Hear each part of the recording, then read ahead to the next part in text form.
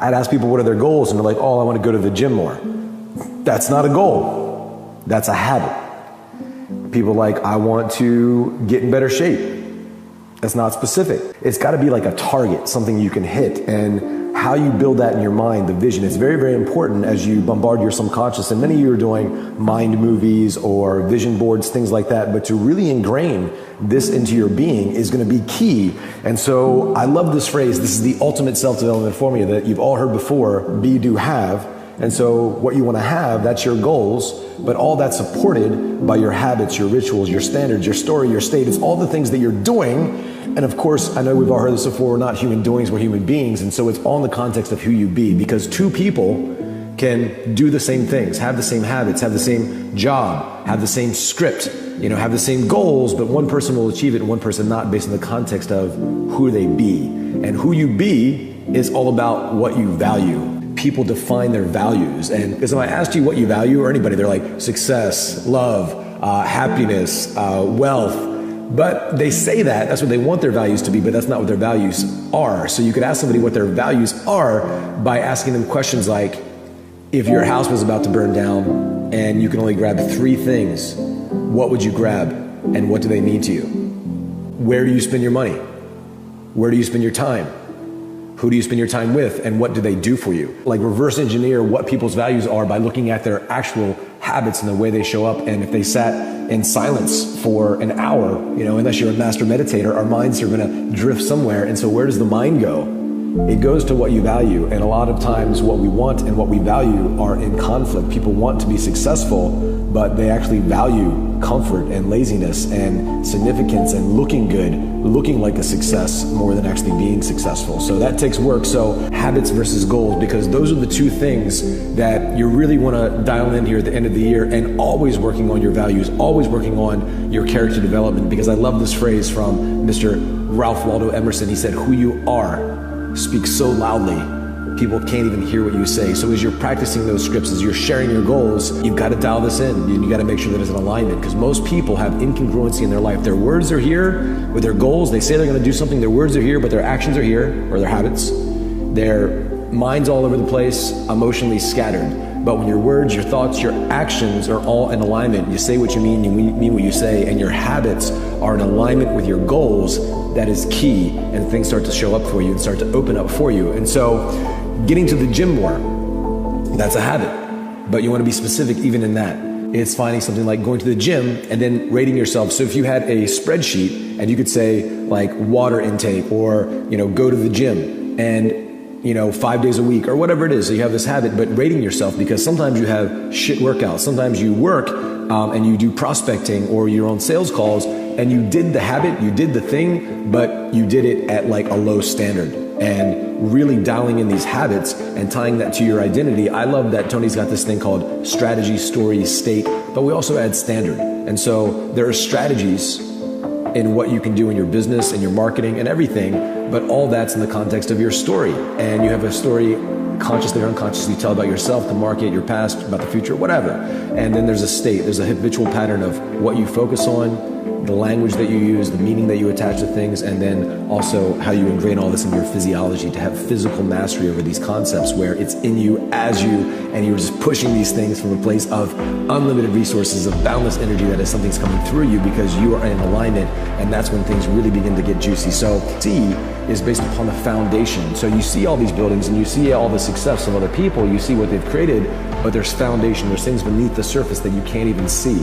And that's the habits, that's the rituals. As our main man Tony always says, you're rewarded in public for what you practice in private. And so you getting really clear on what you want to practice, what you want to commit to, and being honest with yourself, and having that integrity with yourself.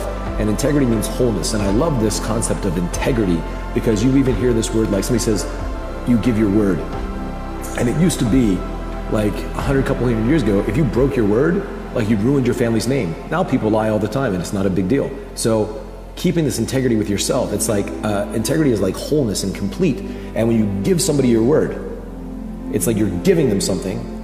And then if you keep your word, you've put something out there, like an intention, like a goal, you've kept your word, you put it out there, and then it comes back to you, and now it comes back to you stronger. because now your mind and you're bonded to that person, and you've kept a promise to them, and you put it out there, you gave them your word, and then you kept it. And now when it comes back to you, you're actually bonded to that person, where now energetically they're going to support you. I think it's so important for us to be in integrity with ourselves, what we say that we're going to do, and making sure that we look down at what we track daily and weekly and monthly and yearly, whatever it is, to have this big plan for our lives, to make sure that we're living in alignment with our values, so that we can really show up powerfully, not only for ourselves, but for our families, for our companies, for humanity. And life supports that, what supports life. And having a bigger vision than just yourself is what's going to connect you and really give you the emotional fuel that you need to step outside of yourself and be bigger than any challenge that could ever happen to you. Anybody who believes anything other than this is all my responsibility, that I can change and get a different result. If you believe anything other than that, you're never going to reach your full potential. What are your goals? The only thing that you should believe or do is that which moves you towards your goals. So if lamenting and feeling broken inside because I was victimized by somebody is going to move me forward, then I will do it. But my gut is that'll take me to a dark place. It won't put me in a position to think and act and try to be strategic and make more useful decisions in the future. Rather than the problem is overwhelming, this problem is solvable. If people always start with that, this problem is solvable. Now we may disagree about how to solve the problem, but we're at least in the right frame of mind. There's not the hopelessness. There's not the, this is forever, we're stuck. It's, what can I do? How do I improve? How do I get myself out of this? People have been given sort of a general sense of how to think culturally that I don't think moves people towards their individual goals. And I just know that fulfillment requires you to do something hard. To build yourself, to become stronger, to become more resilient, to have meaning and purpose. We are hardwired to experience joy when we have meaning and purpose, and that we had to work hard for a set of skills that allow us to serve other people. It is innate. You'll never be able to get somebody to not feel good about that. So if we know that's an innate path, get people on that path, right? Know what your goal is, and then do and believe things and move people towards that goal. Where the other thing, to be cynical, to be pissed about what somebody else had, it's a dark place, man. Transform yourself into something that is truly undeniable, to become so good that they can't ignore you. The reason that we have taken over the globe in a way that no other species has is because we are the ultimate adaptation machine. Darwin is often misquoted as saying it's the strongest of the species that survived. He did not say that. What he said was it's neither the strongest of the species that survived nor the most intelligent, but rather the most adaptive to change. It is the animal that can change the fastest to a changing environment that becomes the most dominant species the world has ever seen. It is our very nature to change. That is what we are wired to do. If you look at human DNA, we have roughly 20,000 genes that encode traits. And for a long time, scientists disregarded all of the other, what they call junk DNA, that didn't encode for traits. But what we now know that junk DNA is epigenetic signaling. It is the thing that makes us extraordinary. It's the thing that says, in this environment, respond like this. So you can go to the gym and bust your ass and train your body and change your physique. And we've all seen it happen with bodybuilders. We all get that they came out of the womb weak just like everybody else, and they put themselves under an ungodly amount of stress and strain, and they push themselves every day, and they had this just unimaginable amount of discipline. And from that, they are able to transform themselves into somebody completely unrecognizable. It is amazing. And because it happens on the outside, we all get it, we all believe in it. We look at athletes and we understand that they work their way there. But we don't look at Gary Kasparov and realize he did the same thing, because what's happening in the mind seems invisible. We can't see it. We don't understand what's happening. What you build your self-esteem around matters. And whether you realize it or not, each and every one of you has something that sits at the core of how you feel about yourself. And from that, your identity, your sense of self-worth, your self-esteem, it is all built around that thing. Because you cannot make change until you acknowledge where you're actually at. If you understand where you're weak, then you know where to spend your time building skills. To me, the gap between where you are now and where you want to go is a gap of skill set. As Nassim Taleb says, things that are robust, that are strong, that are tough, that can take just a lot of abuse before they break, they are still ultimately defined by their breaking point. Something that is anti-fragile, on the other hand, is something that the more you attack it, the more it is pounded on, the stronger it gets.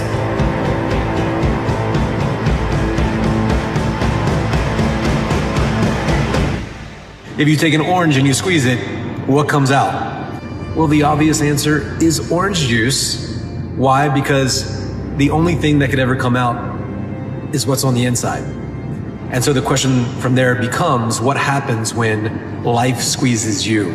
What happens where you're in a pinch, you're in a tight spot, and the stress comes? What happens to you when you get squeezed? Nothing can come out of you except for what's on the inside.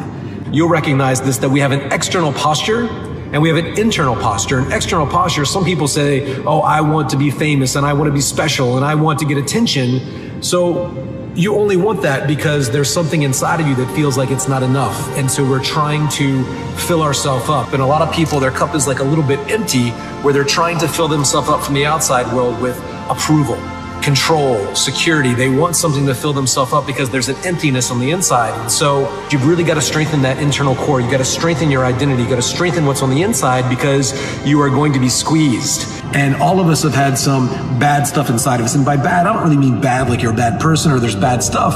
It's just stuff that's not useful. It's not what's right and what's wrong, because what's right for one person might not be right for somebody else. And it's about what's useful. And sometimes we have emotions or we have points of view about ourselves or others or judgments. That's just not useful. And so we need to look at it in terms of not making ourselves wrong, but is that useful? And so you've really got to take some time every day to focus on your heart, your energy, your story, your presence. And you've got to break those energetic bonds to the past version of yourself, who you were yesterday. You're bonded to that. You're bringing up stories and you're talking about what happened yesterday. But what makes us have the ability to use that information and have wisdom from it is when we break the emotional charge. What is the lesson? How do we integrate the lesson into our life in a way that's useful? And then once you've lived it and you've lived with that distinction and you refine it, and then you get to share the learning. And the more people you share the learning with, that experience that you had, it's like Napoleon Hill said, every adversity has the seed of an opportunity. There's an opportunity for growth and awesomeness in every seed of adversity, but it's just a seed. We got to water that seed. We got to put sunlight. We got to shine light on that seed, shine the light of our awareness. We need to be conscious of the learning, but not self-conscious and make it about ourselves. And we think, how do we actually integrate this learning into our future self, into that person as they go part, throughout this year, through this decade, through the rest of their life. And then as we get to practice that way of thinking, practice that way of being, practice that way of communicating, we refine that lesson, and then you share that lesson. And that's how, to come full circle with what Napoleon had said, that's how there's this beautiful opportunity in that adversity, where now each person you share that with, you get to grow through it and you get to share that learning. And as you contribute that learning to each individual beyond yourself, you get to have impact. And oh my God, it's like when you have impact and you know that because that happened to you, you've grown through it, you've become stronger, and now you contribute. And each person that you contribute to, that energy, that gratitude comes back to you. It's like an amazing force that comes back to you. And people start saying, wow, because you said that, because you went through all that, you changed my life. You gave my life meaning, you gave me clarity. And as that energy comes back to you, you get to have this amazing feeling that money can't buy. And some of you are in jobs where you're like, you know what, it doesn't matter. Some of you are looking at your diet plan. You've already cheated on this year and you're like, you know what? It doesn't matter if I have that bite. Some people eat the burger and they're just reinforcing patterns of shame and guilt, and they're looking for something on the outside. They're looking to create an experience on the outside to meet a neurochemical need, an addiction for that shame, that anger. And some people are just angry and there's nothing to be angry about. They will create an experience, or they'll get into a bad situation just so they can feed that addiction for anger. They're addicted to it, and they need to, as Joe Dispenza would say, break the habit of being themselves and communicate with themselves in a different way by breaking those bonds. You have to have a constant vision of what it is you want to achieve, see it accomplished, and go all out, find a way to win. Dr. Norman Cousins, he wrote a book called The Biology of Hope. And he talked about the fact that when something happens to you, you don't deny it, you defy it. And I was defiant that I'm going to beat this, I'm going to handle this. That there are people who many times when something happens to them, that they embrace it from a place of fear and it takes them out. And L.C. Robinson said, things may happen to you and things may happen around you, but the most important things are the things that happen in you. And you have to stand up inside yourself and deal with it and handle it. Get out from under the labels. And the most difficult thing I've ever done was to believe that I can do it. When you don't know what's impacting you, and it's something that's holding you down and you're not aware of it. You live in a dominant culture that is designed to destroy your sense of self and your belief in yourself, and you have to learn ways in which you can begin to connect with this power that you have within yourself to handle where you are. The key is to be constantly in a perpetual process of discovering the truth of who you are and fighting constantly to look for ways in which you can escape the inner conversation, because how people live their lives is a result of the story they believe about themselves. So that's an ongoing process, constantly interrupting that conversation, what psychologists call your self-explanatory style, because life is going to beat up on you in so many ways, and many things, they come back, negative thoughts and how you feel about yourself, they don't die. They come back once you stop doing the maintenance work on your mind, listening to motivational messages, going to seminars and workshops, spending time quietly listening to the still small voice within. Who am I really? Is this really me? Am I giving my best? Am I just reflecting what's around me? Because all of these various things affect how we show up in life. And so having a strategy to continuously find ourselves reaching higher. Robert Schuller had a book, is not very popular, but I loved it. It's called Peak to Peak, U-P-E-A-K to P-E-E-K, because you're constantly reaching higher to find out and discover your better self. Richard Wright said it best. He said, the impulse to dream has slowly been beaten out of me through the experiences of life. So when you live in a culture that is designed to destroy your sense of self, where you are marginalized, where you have a feeling of being hopeless and powerless, and you're terrorized, you unconsciously operate within the parameters of what has been put in place. Like you're driving on the expressway, the 405, and you'll get off on an exit that you weren't going in that direction, but you unconsciously did it because you've done it so many times that many people, because they're not making a conscious, deliberate, determined effort to think outside of what life has thrown at them, they end up doing the same thing over and over and over again. Einstein said that thinking that has brought me this far has created some problems that this thinking can't solve. And so through relationships, through reading, through studies, through goals and dreams beyond your comfort zone, it allows you to begin to live out of your imagination as opposed to out of your history. Disney said, the imagination is a preview of what's to come. I believe that all of us have a responsibility, that we want to live a life that will outlive us. Oliver Wendell Holmes said that once a man or woman's mind has been expanded with an idea, concept, or experience, it can never be satisfied to going back to where it was. And so someone's opinion of you does not have to become your reality. If you want to become successful in life, number one, you got to change your mindset.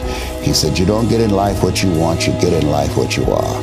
Number two, practice OQP, only quality people. Develop your communication skills, because once you open your mouth, you tell the world who you are. Those are three major things that you want to work on that will liberate you. It will help to escape out of where you are right now. because I see you watching me, and I know you want more. I can see the hunger.